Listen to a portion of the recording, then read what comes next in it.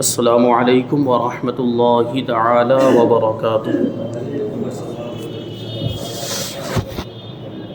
نحمده ونصلي ونسلم على رسوله الكريم، اما بعد فاعوذ بالله من الشيطان الرجيم، بسم الله الرحمن الرحيم۔ ان الله وملائكته يصلون على النبي يا أيها الذين آمنوا صلوا عليه وسلموا تسليما، اللهم صل على سيدنا ومولانا محمد معدن الجود والكرم وآله الكرام وابنه الكريم وبارك وسلم صلاة وسلاما عليك يا رسول الله صلی اللہ تعالی علیہ وسلم۔ سورہ بقرہ آیت نمبر 109 کی تفسیر ہے۔ اللہ تبارک و تعالی ارشاد فرماتا ہے: وَدَّ كَثِيرٌ مِّنْ أَهْلِ الْكِتَابِ لَوْ يَرُدُّونَكُم مِّن بَعْدِ إِيمَانِكُمْ كُفَّارًا حَسَدًا مِّنْ عِندِ أَنفُسِهِم مِّن بَعْدِ مَا تَبَيَّنَ لَهُمُ الْحَقُّ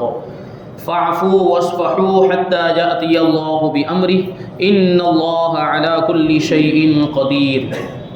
اہل کتاب میں سے بہت سے لوگوں نے اس کے بعد کہ ان پر حق خوب ظاہر ہو چکا ہے، اپنے دلی حسد کی وجہ سے یہ چاہا کہ کاش وہ تمہیں ایمان کے بعد کفر کی طرف پھیر دے، تو تم انہیں چھوڑ دو اور ان سے درگزر کرتے رہو یہاں تک کہ اللہ اپنا حکم لائے، بے شک اللہ ہر چیز پر قادر ہے۔ یہ اہل کتاب یعنی یہود و نصارہ کے بارے میں آیت کریمہ نازل ہوئی، جو مسلمانوں کو اسلام سے پھیر دینا چاہتے تھے، کافر بنا دینا چاہتے تھے، وہ یہودی یا نصرانی بنا دینا چاہتے تھے حسد اور جلن کی وجہ سے۔ تو ان کے بارے میں یہ آیت کریمہ نازل ہوئی۔ جنگ احد کے بعد یہودیوں کی ایک جماعت نے حضرت حذیفہ ابن یمان اور عمار بن یاسر رضی اللہ تعالی عنہما کو معاذ اللہ مرتد ہونے کی دعوت دی، یعنی اسلام سے پھر جانے کی دعوت دی۔ ان بزرگوں نے سختی سے رد کر دیا، انکار کر دیا، اور پھر حضور اقدس صلی اللہ علیہ وسلم کی خدمت میں حاضر ہو کر اس واقعے کی خبر دی۔ حضور پرنور صلی اللہ علیہ وسلم نے ارشاد فرمایا کہ تم نے بہتر کیا اور فلاح پائی، یعنی کامیابی پائی۔ اور اس پر یہ آیت کریمہ نازل ہوئی کہ یہ کفار اہل کتاب جو ہیں یہ مسلمانوں کو مرتد بنانا چاہتے ہیں، اسلام سے پھیر دینا چاہتے ہیں، اور ان کا یہ جو عمل ہے وہ ان کے حسد کی وجہ سے، ان کے دلوں میں جو جلن ہے اس کی وجہ سے وہ ایسا کرنا چاہتے ہیں۔ تو ان کے رد میں یہ آیت کریمہ نازل ہوئی۔ اور یہ جو فرمایا کہ حسد کی وجہ سے ایسا کرتے تھے، تو فرماتے اس کے بارے میں کہ اسلام کی حقانیت جاننے کے بعد یہودیوں کا مسلمانوں کے کفر و ارتداد کی تمنا کرنا اور یہ چاہنا کہ وہ ایمان سے محروم ہو جائیں، یہ حسد کی وجہ سے تھا۔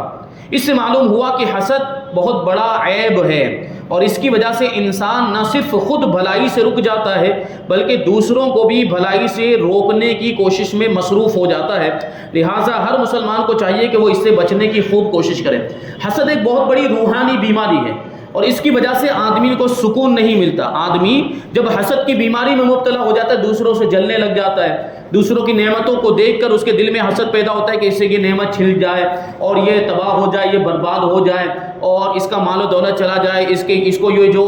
دنیاوی آسائش اور آرام ملا۔ یہ حسد اور جلن جو کرتے ہیں تو دیکھیں آپ، ان کے پاس تو وہ نعمتیں ہوتی نہیں ہیں، لیکن جو کچھ ہوتا ہے اس کے باوجود بھی وہ سکون میں نہیں رہتے، کیونکہ دوسروں کی نعمتوں کو دیکھ کر وہ جلتے رہتے ہیں اور کڑتے رہتے ہیں، جس کی وجہ سے ان کی زندگی بھی سکون کے ساتھ نہیں گزرتی۔ تو یہ بات ہوتی جلنے والوں کی۔ جو حسد کرنے والے ہوتے ہیں وہ خود تکلیف میں مبتلا ہوتے ہیں۔ جو شیخ سعدی نے کہا کہ حاسد کو ہم کیا کریں کہ وہ خود تکلیف میں ہے، کہ وہ حسد کرنے کی وجہ سے وہ خود تکلیف میں رہتا ہے، ہمیشہ جلتا رہتا ہے، ہمیشہ کڑتا رہتا ہے، تو اس کو ہمیں کچھ بدلہ دینے کی ضرورت نہیں ہے، اس سے انتقام لینے کی ضرورت ہی نہیں ہے، وہ خود تکلیف کے اندر ہے۔ وہ اس کا حسد ہی یہ ایک ایسی چیز ہے، ایسی بیماری ہے جو اس کو سکون کے ساتھ رہنے نہیں دیتی۔ تو یہ بہت بری چیز ہے، ہر مسلمان کو اس سے بچنا چاہیے۔ حضرت ابو ہریرہ رضی اللہ تعالیٰ عنہ سے روایت ہے، رسول اللہ صلی اللہ علیہ وسلم نے ارشاد فرمایا حسد سے دور رہو، کیونکہ حسد نیکیوں کو اس طرح کھا جاتا ہے جس طرح آگ خشک لکڑیوں کو کھا جایا کرتی ہے، یا فرمایا کہ جس طرح آگ گھاس کو کھا جاتی ہے اس طرح حسد جو ہے وہ نیکیوں کو کھا جایا کرتا ہے۔ کیونکہ یہ روحانی بیماری ہے، یہ اندرونی بیماری، اور اندرونی بیماریاں جو ہوتی ہیں وہ اور زیادہ خطرناک ہوتی ہیں۔ تو اس سے ہمیں بچنا چاہیے، خاص طور پر کسی مسلمان بھائی سے، کسی ایمان والے سے کبھی بھی حسد نہیں کرنا چاہیے، کیونکہ وہ ایمان والا ہے تو ہمارا بھائی ہے، بلکہ حقیقی رشتے کے بھائی سے زیادہ اہمیت رکھتا ہے ایمان کا رشتہ،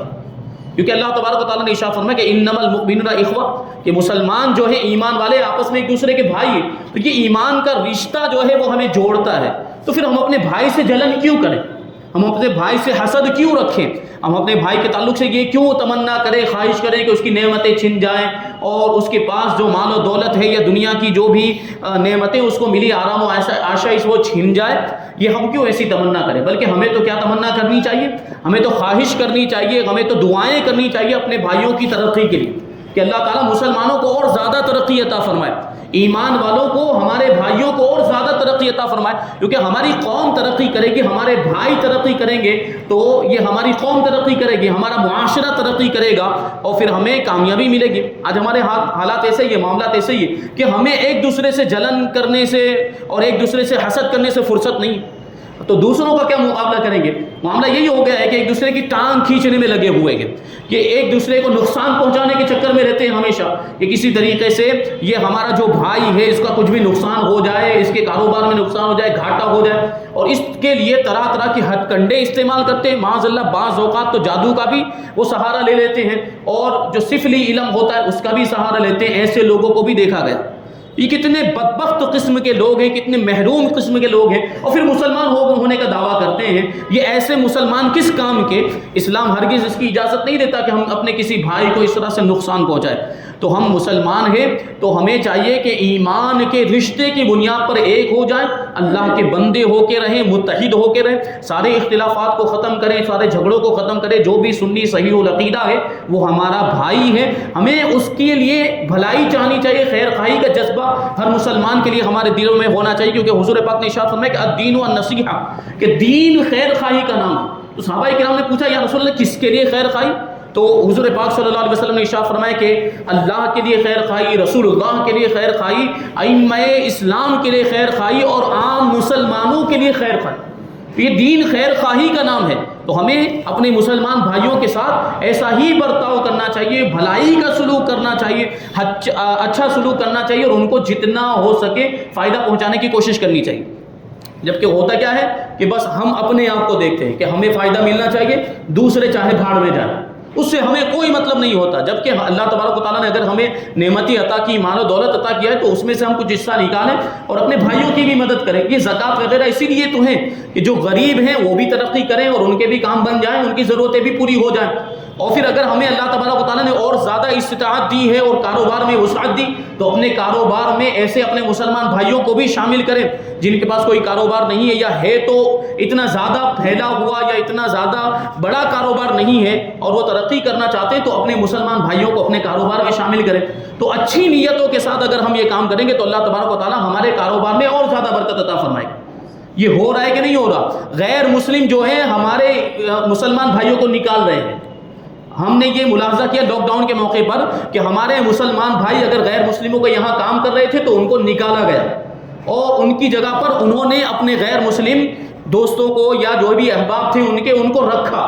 اور ہمارے مسلمان بھائی جو غیر مسلموں کو یہاں کام کرتے تھے اب وہ بے روزگار ہو گئے، ان کے پاس کوئی کاروبار نہیں ہے۔ تو اب ضرورت کس بات کی تھی کہ ہم اپنے ان بھائیوں کو روزگار مہیا کرتے، ان کی مدد کرتے، ان کی ترقی کا، کامیابی کا سامان کرتے، لیکن ہمیں تو اپنی ہی فکر ہے، ہمیں اپنے بھائیوں کی فکر ہی نہیں ہے۔ تو یہ ضرورت ہے اس بات کی کہ ہم سب کو جوڑنے کی کوشش کریں اور سارے لوگوں کی ضرورتوں کو پورا کرنے کی کوشش کریں، یعنی ہم اپنے بھائیوں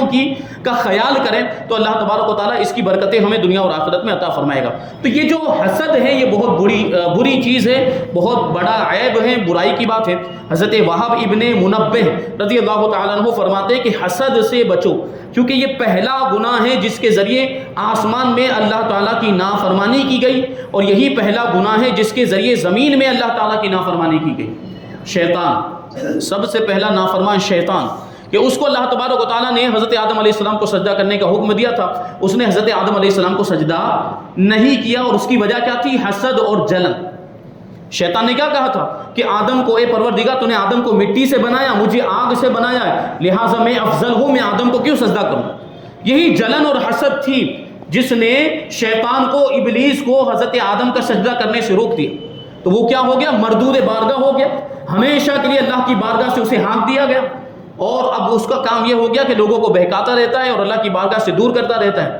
تو یہ دیکھیے پہلا گناہ جو آسمانوں میں ہوا وہ حسد ہے، حسد کی بنیاد پر اللہ کی نافرمانی کی گئی۔ اور زمین کے اندر بھی جو پہلا گناہ ہوا، پہلا قتل ہوا، جو قابیل نے حابیل کو قتل کیا تھا۔ حضرت آدم علیہ السلام کے جو دو بیٹے تھے، وہ واقعہ آپ کو پہلے شاید سنایا گیا کہ قابیل جو تھا اس نے حابیل کو صرف اس وجہ سے قتل کر دیا تھا کہ وہ اس لڑکی کے ساتھ شادی کرنا چاہتا تھا، اس لڑکی کے ساتھ نکاح کرنا چاہتا تھا جو اس کے ساتھ پیدا ہوئی۔ حضرت آدم علیہ السلام کی شریعت میں کیا تھا کہ ایک حمل میں ایک لڑکا اور ایک لڑکی پیدا ہوتی تھی، اور اسی طرح دوسرا حمل ہوتا تو اس میں بھی ایک لڑکا اور ایک لڑکی پیدا ہوتی۔ تو پہلے والے حمل کے اندر جو لڑکا ہوتا، دوسرے والے حمل میں جو لڑکی ہوتی، اس کا نکاح ان دونوں کا آپس میں نکاح کر دیا جاتا، اور دوسرے والے حمل کے اندر جو لڑکا ہوتا اور پہلے والے حمل کے اندر جو لڑکی ہوتی، ان دونوں کا آپس میں نکاح کر دیا جاتا۔ اب ہوا کیا قابیل اور حابیل کا کہ قابیل کے ساتھ جو لڑکی پیدا ہوئی اس کا نکاح حابیل کے ساتھ ہونے والا تھا، اور حابیل کے ساتھ جو لڑکی پیدا ہوئی اس کا نکاح ان کی شریعت کے حساب سے قابیل کے ساتھ ہونا چاہیے تھا۔ اب ہوا کیا کہ حابیل اور قابیل کے ساتھ جو لڑکی پیدا ہوئی تھی ایک حمل کے اندر وہ بڑی خوبصورت تھی، اور حابیل کے ساتھ جو لڑکی پیدا ہوئی تھی وہ اتنی زیادہ خوبصورت نہیں تھی۔ تو قابیل کے دل میں خواہش پیدا ہوئی کہ میں اسی کے ساتھ شادی کروں گا۔ شیطان نے اس کو بہکایا کہ جو میرے ساتھ ایک حمل میں پیدا ہوئی ہے میں اس کے ساتھ شادی کروں گا، نکاح کروں گا، جبکہ حابیل اس کے زیادہ حقدار تھے کہ ان کا نکاح اس سے کیا جائے، کیونکہ ان کی شریعت کے اندر یہی قانون تھا۔ لیکن یہ ہو نہیں سکتا تھا، حضرت آدم علیہ السلام نے منع کر دیا۔ اب ہوا کیا، اس نے اسی چکر کے اندر حسد کی بنیاد پر، جلن کی بنیاد پر حابیل کو قتل کر دیا۔ قابیل نے حضرت حابیل کو قتل کر دیا، اور یہ پورا واقعہ انشاءاللہ اس کے موقع پر آئے گا پورا تفصیل کے ساتھ۔ تو یہ جو پہلا قتل جو دنیا کا ہوا، یہ پہلا قتل تھا دنیا کا۔ حضرت آدم علیہ السلام جب دنیا میں تشریف لائے تو سب سے پہلے کسی انسان کو قتل کیا گیا تو وہ حضرت حابیل تھے، اور قتل کرنے والا قابیل تھا، اور یہ قتل کرنے کی وجہ یہ حسد اور جلن بنا۔ تو دنیا میں سب سے پہلی نافرمانی جو ہوئی ہے یہ حسد اور جلن کی وجہ سے ہوئی۔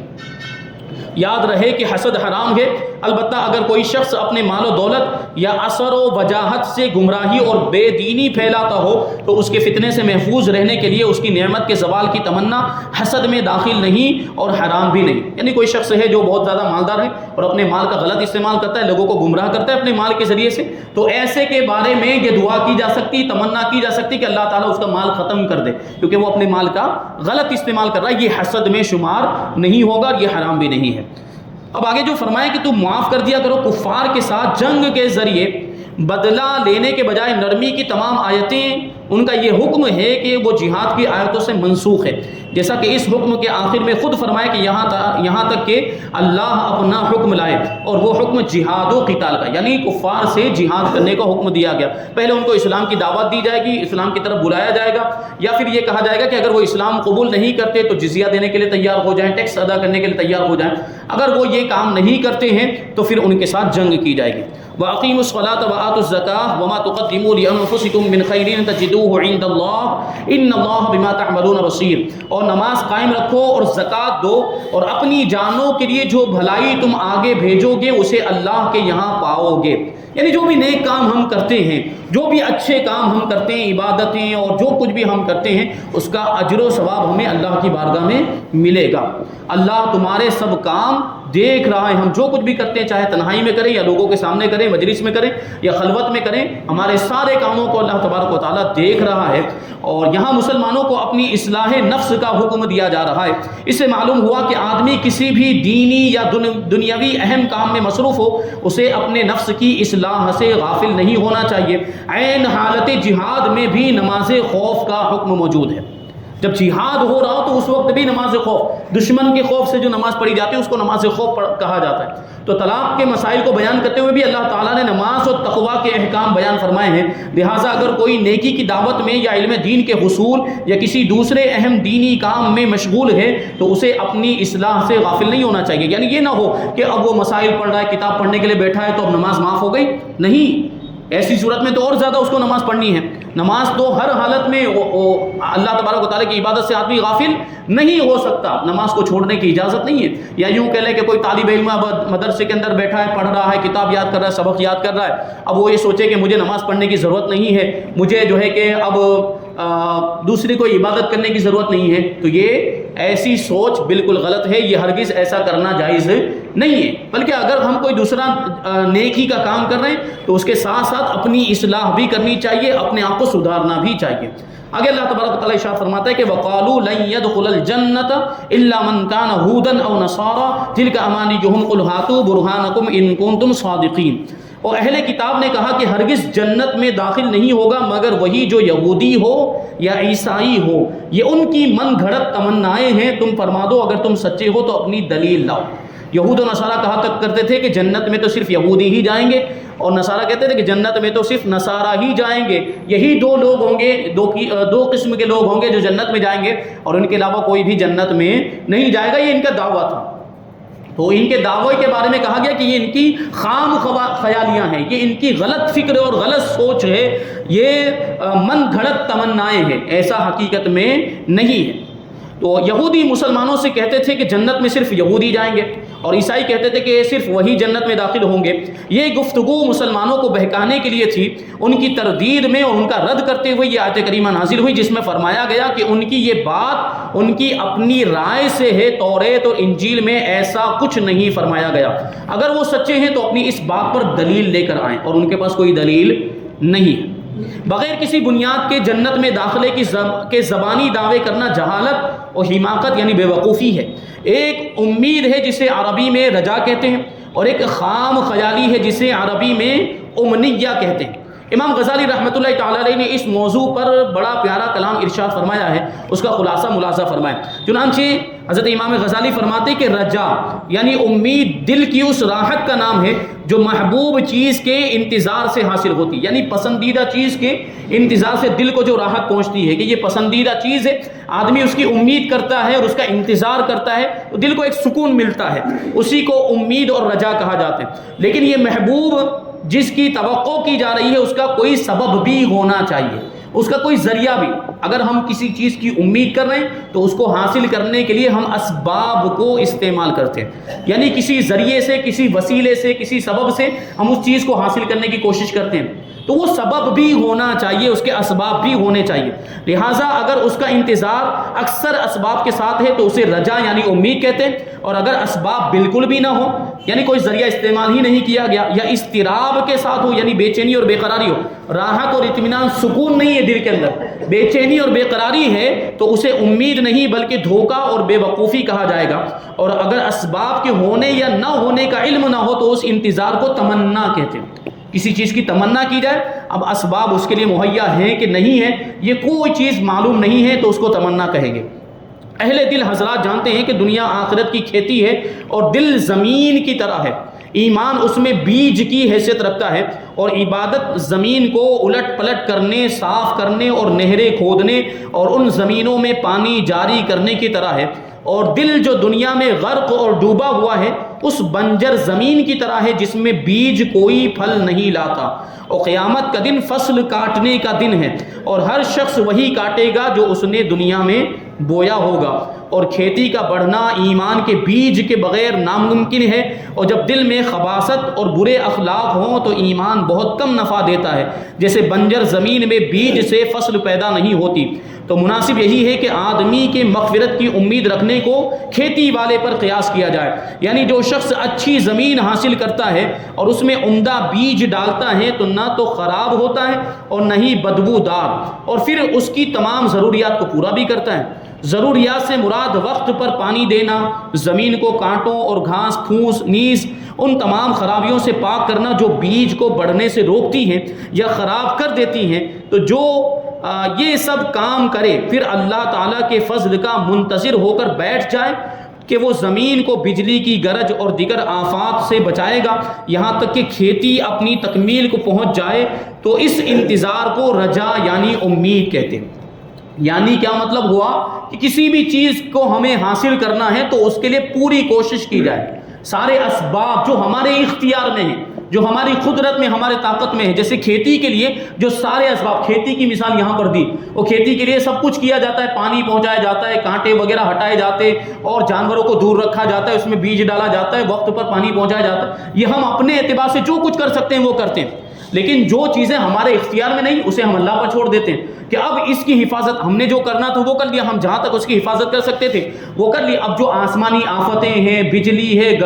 کڑک ہے، یا زیادہ بارش کا ہو جانا، یہ ساری چیزیں اب اللہ تبارک و تعالیٰ کے حوالے، وہ حفاظت کریں۔ تو ہمیں اپنے ایمان کی حفاظت بھی اسی طریقے سے کرنی چاہیے، نہیں جہاں تک ہو سکے ہمیں اپنے ایمان کی حفاظت کے اسباب کو مہیا کرنا چاہیے اور ان کو جو ہے کہ اپنانا چاہیے، پھر اس کے بعد اللہ تبارک و تعالیٰ کے حوالے کر دیں تو اللہ تعالیٰ ہماری حفاظت فرمائے گا۔ اس کو امید کہتے ہیں۔ اور اگر سخت زمین میں بیج ڈالے جو شور زیادہ ہو، یعنی وہ زمین اگنے کے لائق نہ ہو اور بلندی پر ہو جس تک پانی نہیں پہنچ سکتا، اور بیج کی پرواہ بھی نہ کرے، یعنی کوئی توجہ نہ دے، اور پھر اس کے کٹنے کا انتظار کرے، تو اس انتظار کو بے وقوفی اور دھوکہ کہتے ہیں۔ یعنی اس نے تو اپنی طرف سے کوئی کوشش کی ہی نہیں اور اب بیٹھ گیا ہے، تو کیسے وہ کھیتی جو ہے کہ اگے گی یا اس کو جو ہے کہ یہ کہا جائے کہ وہ صحیح سلامت رہے گی؟ تو یہ دھوکہ ہے، امید نہیں کہہ سکتے اس کو۔ اور اگر اچھی زمین میں بیج ڈالا لیکن اس میں پانی نہیں ہے، اب وہ بارش کے انتظار میں ہے، اور یہ ایسا وقت ہے جس میں عام طور پر بارش نہیں برستی، تو اس انتظار کو تمنا کہتے ہیں،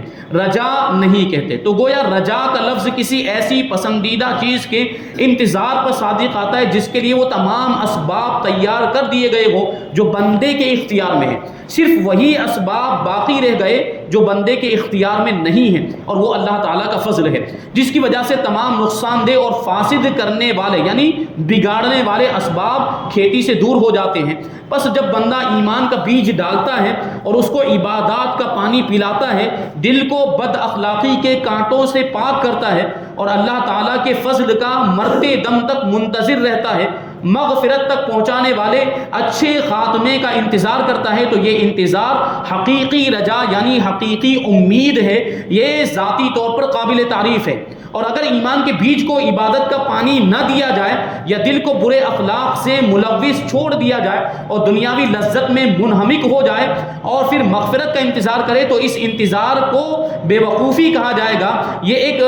اس کا انتظار ایک بے وقوف اور دھوکے میں مبتلا شخص کا انتظار ہے۔ نبی کریم صلی اللہ علیہ وسلم نے ارشاد فرمایا کہ الاحمق من اتبع نفسه هواها وتمنى على الله الاماني، بے وقوف وہ ہے جو اپنے نفس کو خواہشات کے پیچھے لاتا ہے، یعنی خواہشات کی پیروی کرتا ہے، اور اس کے باوجود اللہ تعالیٰ سے تمنائیں کرتا ہے کہ وہ بڑا کریم ہے، غفور رحیم ہے، اس سے اور اس کے اعمال سے بے پرواہ ہے، اور اس لیے اللہ تعالیٰ اسے کوئی سزا نہیں دے گا بلکہ جنت میں داخل کر دے گا اور وہ اس کی من چاہی چیزیں اسے دے گا۔ یہ نہیں ہو سکتا، یہ بے وقوفی اور یہ حماقت ہے۔ یعنی ہمیں اپنے نفس کو خواہشات نفس کو مارنا بھی ہے، اللہ تعالیٰ کی عبادت بھی کرنی ہے، ایمان کی حفاظت بھی کرنی ہے، یعنی جو کچھ ہماری طاقت میں ہے، جو کچھ ہمارے اختیار میں وہ ہمیں کرنا ہے۔ اب مغفرت کرنا، گناہوں کو معاف کر دینا، جنت عطا فرمانا، یہ اللہ کے اختیار میں ہے۔ ہم اپنی کوشش کریں، ہم اپنے اعتبار سے سارے نیک کام کرنے کی کوشش کریں اور گناہوں سے بچتے رہیں، برائیوں سے بچتے رہیں، تو اللہ تبارک و تعالیٰ ہماری مغفرت فرمائے گا اور ہمیں بخش دے گا۔ جو کچھ بھی بیان ہوا اللہ تبارک و تعالیٰ اس پر ہم سب کو عمل کرنے کی توفیق عطا فرمائے، گناہوں سے بچنے اور نیکیاں کرنے کی توفیق عطا فرمائے، نور قرآن سے ہم سب کے دلوں کو منور فرمائے۔ وما علینا الا البلاغ۔